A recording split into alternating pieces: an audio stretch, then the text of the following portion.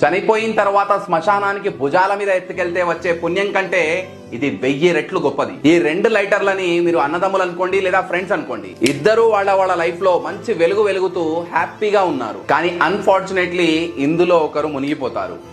అప్పుల్లో, health issues లో, జీవితంలో వచ్చిన అనుకోని కష్టాలతో తిరిగి పైకి లేవనంత నిండా మునిగిపోయి జీవితంలో అసలు వెలుగే లేకుండా చీకట్లోకి వెళ్ళిపోతారు. ఇప్పుడు ఈ పర్సన్ దగ్గర, బ్రదర్ ఆర్ ఫ్రెండ్, ఇతని దగ్గర 2 ఆప్షన్స్ ఉన్నాయి. ఫస్ట్ వన్, అసలు వెలుగే లేకుండా పూర్తిగా అంధకారంలోకి వెళ్లేంత వరకు ఇతని పతనాన్ని చూస్తూ ఉండిపోవడం, ఆ తర్వాత ఎంతో కొంత పుణ్యం వస్తుంది కదా అని భుజాల మీద మోస్తూ శ్మశానం వరకు తీసుకెళ్లి మట్టిలో కలిపేయడం. సెకండ్ వన్, తన లైఫ్ లోని వెలుగుతో ఇతని లైఫ్ లోకి కూడా వెలుగుని తీసుకురావడం.